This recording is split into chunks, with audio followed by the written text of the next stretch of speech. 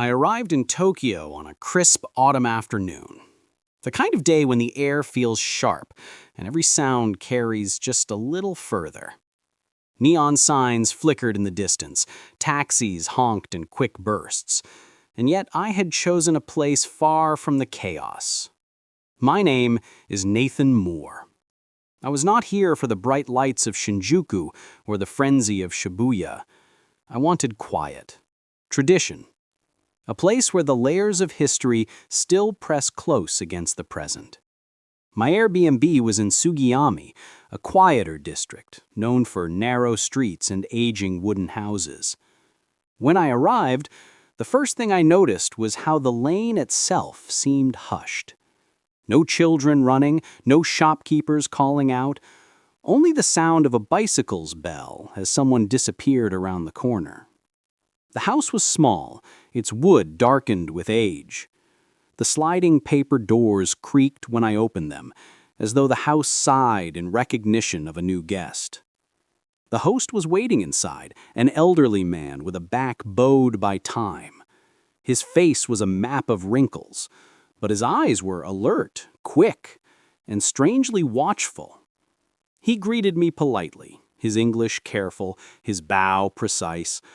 We spoke only briefly about the basics, the keys, the rules of the house, the best convenience store nearby.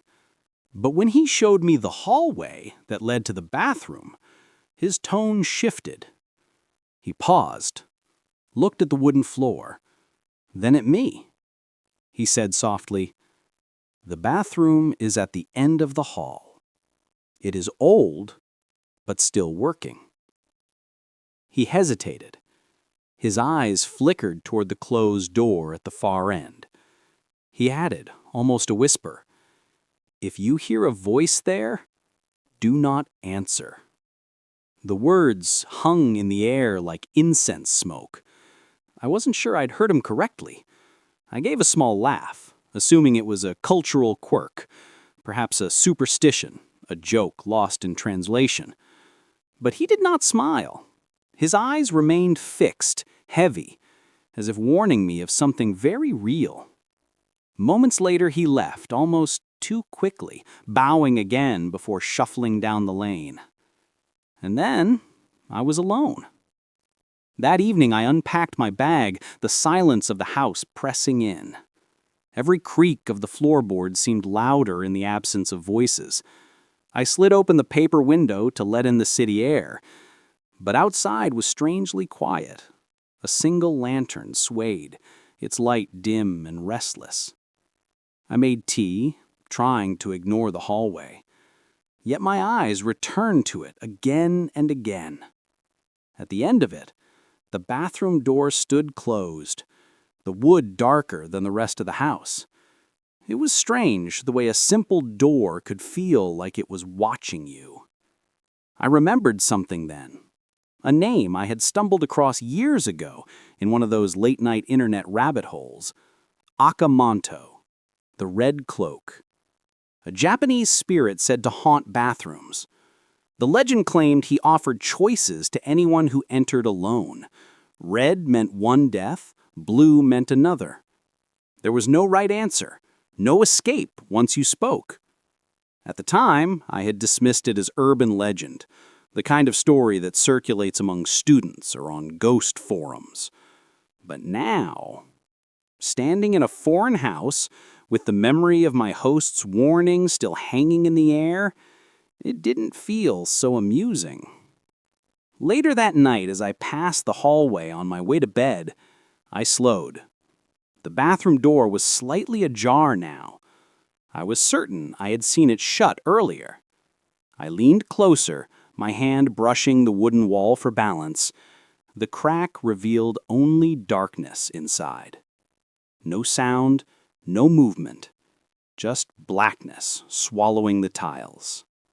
For a moment, I thought I heard it.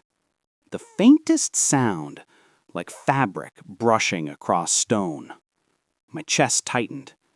I held my breath, waiting, listening. Nothing. I forced myself to slide the door closed. The wood groaned as though resisting me. But at last it latched, That night, I lay awake beneath the futon, the silence of the house restless around me. Every time I closed my eyes, I imagined footsteps at the end of the hall. Every time I drifted near sleep, I thought I heard fabric moving against tile. And though I never opened the door to check, I knew that the bathroom was no longer just a bathroom.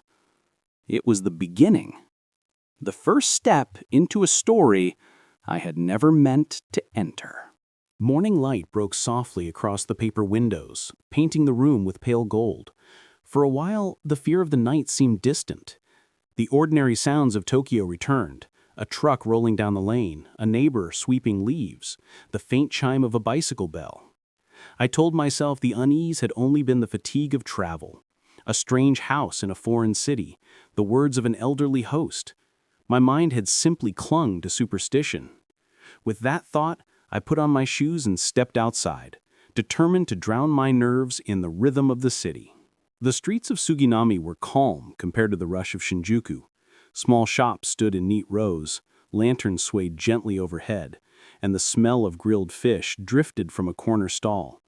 I ate a rice ball from a convenience store, watched schoolchildren laugh as they walked past, and for a time, I was simply a tourist again.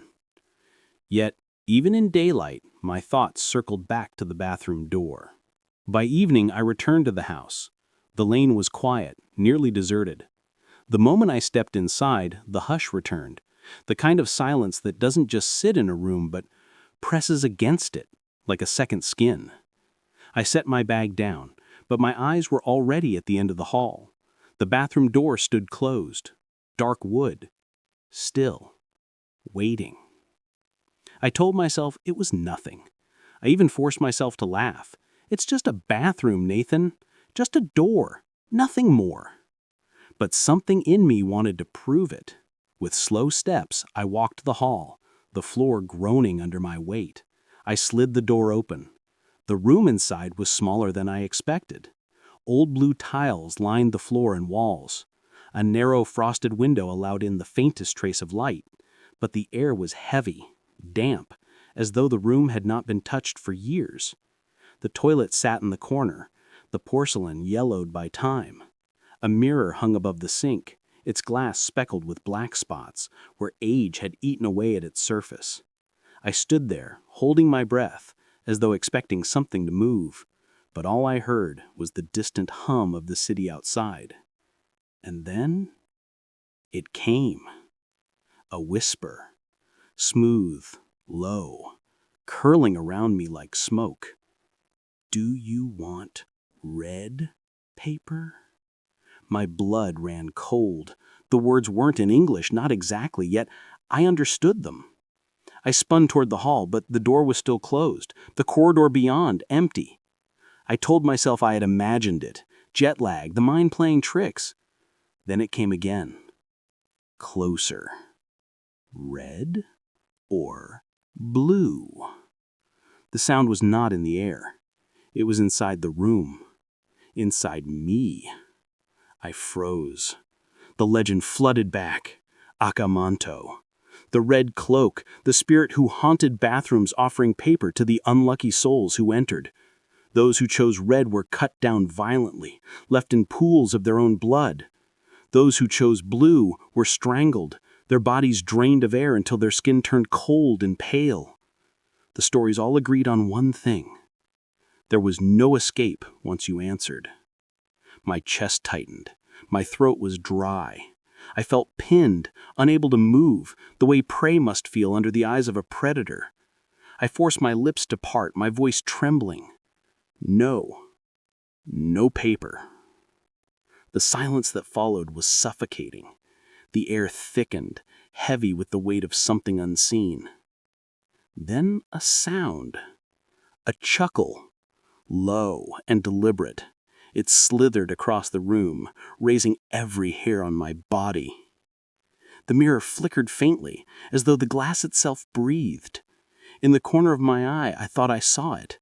Just for a second. The edge of crimson fabric, sliding behind the bathroom door. I stumbled back into the hall, my heart hammering. The door groaned shut. though I had not touched it. That night, I lay awake on the futon, the shadows pressing close. Every time I shut my eyes, I heard the whisper again. Closer. Always closer. Red or blue? By dawn, I realized the truth. The bathroom had not been the beginning. The choice had, and I had already made mine. I thought that a night's sleep would soften the edges of what I'd experienced. Instead, I woke with the weight of the whisper pressing on my chest. It had followed me into my dreams. Every time I closed my eyes, the question slithered through the dark. Red or blue? I forced myself out of the futon, telling myself I was just shaken. But deep down, I knew the game had begun. The Airbnb's narrow kitchen smelled faintly of mildew. I gulped down bottled tea from the convenience store, as if its cold bitterness could wash away the dread. Yet every corner of the house seemed to tilt toward the bathroom door at the end of the hall. The memory of crimson fabric lingered like an aftertaste. I couldn't stay trapped in that silence. So I left, letting the morning crowd of Tokyo swallow me whole. The trains were packed, the city alive with a rhythm so fast it nearly drowned my thoughts. Salarymen rushed with briefcases, teenagers in uniform scrolled through glowing phones, announcements echoed from every platform. Yet I kept scanning faces, wondering if any of them carried the same shadow I did. By the time I reached Shinjuku, the world felt brighter. Neon signs, loud arcades, the smell of fried noodles. It was impossible not to be pulled along in its current. But underneath that brightness, the whisper gnawed. I couldn't shake it. So I did something foolish. I searched for the story. I ducked into a small cafe tucked between tall buildings. Wooden counters, dim lights, the sound of jazz humming softly in the background. Behind the counter stood a woman in her 40s, her apron crisp and clean, her smile polite but distant. In halting Japanese, I asked if she knew the tale of Aka Manto. Her smile faltered. For a moment, she simply stared, her eyes flickering as though weighing whether to answer. Finally, she leaned closer. "You shouldn't say that name here," she whispered. The jazz seemed to fade. I pressed anyway, explaining about the Airbnb, about the voice I'd heard. My words tumbled out faster than I intended, my nerves laid bare on the counter. The woman's face grew pale. She glanced around the cafe, then back at me. "You must not choose," she said firmly. "No red, no blue. If you answer, he takes you. Always." I swallowed hard. "And if you say nothing?" Her eyes shifted downward. "Then he lingers. Until you do." I left the cafe with the weight of her words crushing me. The city noise felt muffled, distant. The more I thought about it, the more I realized I hadn't escaped at all. By refusing to choose, I had only delayed the inevitable. The legend wasn't just a story told to frighten children. It was alive, pulsing, and now it had latched on to me. That night, I tried to convince myself the cafe woman was superstitious, nothing more. I walked through the bustling alleys of Golden Guy, watched tourists spill laughter into the streets, listened to the clatter of glasses. Life was still here, vibrant and normal. Surely, I told myself, my fear was nothing but suggestion. But when I returned to the Airbnb, the house waited in silence. The air was colder, as though the night had seeped in through cracks unseen. The hall stretched longer than before, shadows clinging to its edges. And though I hadn't touched it, the bathroom door was slightly open. Just a sliver, as if it had been expecting me. I set my bag down and tried to steady my breath. For hours, I sat in the tatami room staring at the shoji screen, listening to the hush of the house. Every creak made me flinch. Every gust of wind felt like a whisper. And then it came again, low, patient, curling up from the end of the hall. "Do you want red paper?" I covered my ears, but the voice slipped through, vibrating inside my skull. Red or blue? This time, I thought I heard movement, the soft drag of cloth across tatami, a slow inhale that wasn't mine. I didn't answer. I couldn't. My throat locked tight, my body paralyzed. For what felt like hours, I sat frozen, the voice repeating, never louder, never softer, just steady. A question that demanded surrender. When the clock struck 3, the whispers finally ceased. But I knew even in the silence that Aka Manto was still waiting. By dawn, I packed a small bag. I didn't care about the Airbnb reservation anymore. I wanted out. Yet as I stood at the door, suitcase in hand, I felt it. Eyes watching from the dark. The bathroom door creaked open another inch, and though I didn't dare to look, I knew the red cloak was already standing inside. I fled the Airbnb that morning. My host never asked why, though I noticed the faintest trace of relief in his expression as I rolled my suitcase out the door, almost as if he had been expecting this, almost as if he'd seen it before. I checked into a business hotel near Shinjuku. A sterile room, white walls, stiff sheets, a window view of buzzing neon. Nothing about it felt haunted. For the first time in days, I thought maybe I had shaken him off. But fear has a way of following. That night, the bathroom mirror in the hotel fogged over, though I hadn't run the shower, and when I wiped it clean with my hand for the briefest second, I thought I saw red fabric in the reflection. Not behind me, inside the glass itself. I didn't sleep. By morning, desperation gnawed at me. I couldn't keep running from a voice that lived in the dark corners of Tokyo, so I did what I always do when I feel lost. I went looking for history. Folklore always leaves traces, roots buried in shrines and stories. If I could find where this tale came from, maybe I'd understand what I was facing. I wandered through side streets, asking quietly, cautiously. Most people brushed me off, but finally, an elderly man near a market stall told me of a forgotten shrine, tucked away where tourists never tread. He spoke quickly, almost nervously, and waved his hand as if to shoo the subject away. That was all I needed. The shrine was a long walk from the nearest station. The road narrowed, leading me through quiet alleys lined with weathered houses. Vines crept over walls, cats darted between shadows, and the air smelled faintly of rain-soaked earth. At last, I found it.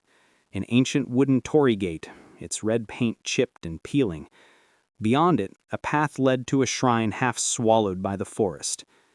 Weeds had overgrown the steps, and the offering box lay empty, its wood rotting. Silence wrapped the place, heavy and unbroken. I stepped carefully, my shoes crunching against gravel.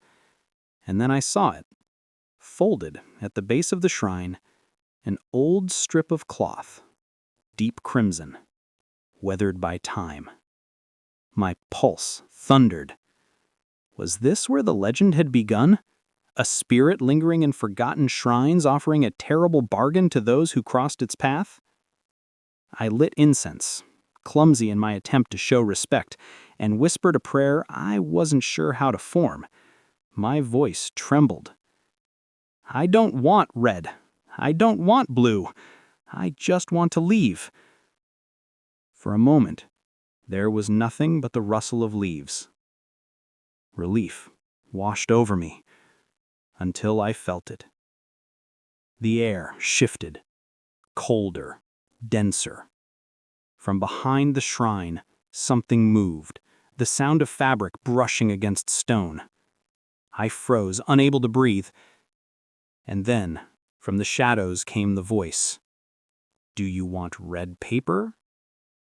It was softer this time, but closer, almost as if it were whispered against the back of my neck. I staggered back, nearly tripping on the steps. My bag slipped from my shoulder, thudding against the ground. The shrine seemed to lean toward me, its wooden beams groaning, its shadows lengthening. Red or blue? The words seeped into me, and for the first time I felt the pull. A temptation, as if choosing would bring an end to the waiting, the fear. My lips parted. I almost answered. But at the last second, I clamped my mouth shut and bolted, crashing through the overgrown path, my breath ragged, my heart tearing itself apart in my chest. By the time I stumbled back into the city, the world looked different. Too bright, too loud. People brushed past me as if I didn't exist, as if I were fading from the edges of reality. I couldn't tell anymore if the voice was following me or if it had already claimed me. But one truth echoed in my mind with terrifying clarity. Aka Manto wasn't bound to the Airbnb. He wasn't bound to a bathroom. He was bound to me. The city was supposed to keep me safe. Crowds, lights, noise. How could a ghost creep into that? But Tokyo's trains have a way of turning even the busiest stations into tunnels of silence. It was late evening when I boarded the Chuo line. The carriage rattled steadily, fluorescent lights buzzing overhead. People sat scattered, each lost in their phones or books. I sank into my seat, clutching my bag, trying to disappear among them. The doors hissed shut. The train lurched forward. And then I noticed him. Across from me sat a man, dressed in what looked like an old-fashioned cloak, the color so deep it seemed to drink in the light. His face was obscured by the brim of a hat, but I didn't need to see it. Every nerve on my body screamed the truth. Aka Manto. The other passengers didn't react. They scrolled, they yawned, they stared out the window, as though the man in crimson didn't exist. But I saw him, and worse, he saw me. The train rocked through tunnels, and with each flicker of shadow, he seemed to draw closer. One seat closer, one breath nearer, and then, in a whisper that threaded itself beneath the clatter of the wheels, I heard it. "Do you want red paper?" My mouth went dry. I stared at the floor, willing the train to move faster, praying for the next station. "Red or blue?" The whisper curled around my spine. I squeezed my eyes shut, but behind my lids I saw flashes, walls painted crimson with blood, bodies twisted in blue suffocation. The choice wasn't a question, it was a promise of endings. When the train screeched into the next station, I bolted. I shoved past the crowd, stumbling onto the platform. My chest heaved, sweat dripping down my neck. But when I turned back toward the train, the man in the cloak was gone. Only his voice remained, echoing faintly in the rush of departing wheels. "You cannot leave without answering." That night, I didn't return to the hotel. I wandered Shinjuku until sunrise, too afraid to be alone in any room with a mirror or a door. I realized something then. Aka Manto wasn't tied to a place anymore. He had found me, and he wasn't going to let go. By the sixth night, I had forgotten what real rest felt like. Every time I closed my eyes, the questions seeped in. "Do you want red paper?" I stopped using bathrooms in public places. I avoided mirrors. I even wrapped the hotel mirror in a towel. Still, I'd see flashes of crimson fabric in the corners of my vision. Tokyo, once dazzling, now felt hostile. The neon bled into shapes that followed me. Alleyways stretched longer than they should. People brushed past me in the street, their faces momentarily flickering into pale masks before returning to normal. I was unraveling. One night, desperate, I visited a temple in Asakusa. Lanterns glowed faintly as smoke from incense drifted skyward. I approached a monk sweeping the stone path, his expression calm but watchful. In broken Japanese, I begged him for help. I told him of the cloak, the voice, the choices I refused to make. The monk listened in silence, his broom never pausing. Finally, he set it aside and looked at me with eyes that seemed to pierce straight through my skin. "You must endure," he said. "If you answer, you are his. If you run, he follows. Endurance is the only path." I wanted to scream. How could I endure a shadow that slept in my blood, a whisper that never ceased? But the monk only bowed his head. Spirits like him are fed by fear. The more you believe in his power, the stronger he becomes. I left the temple with trembling hands, his words echoing, "Endure." But endurance felt like drowning. That night, I locked myself in the hotel bathroom with the lights on. I stared into the mirror, daring him to appear. And for the first time, he did. Behind me, in the reflection, stood a man in a crimson cloak, faceless, shifting. The cloth shimmered as if alive, pulsing like flesh. He leaned close to my ear. "Red or blue?" I spun around, nothing. But in the mirror, he was still there, waiting. By the 7th day, I knew I couldn't last much longer. My body ached, my thoughts blurred, my will thinning with every whisper. I took the first train out of Tokyo, hoping distance might weaken him. I traveled west, through mountains and countryside, to a town so small it barely appeared on maps. I checked into a guest house run by an old couple who spoke no English. For a brief moment, I felt hidden. That night, I lit every lamp in the room. Shadows stretched thin against the walls. The air was heavy, silent. And then, as the clock neared midnight, I heard it. Not from the hall, not from a mirror, from inside me. "Do you want red paper?" I collapsed to my knees, clutching my head, the voice spilling like poison through my veins.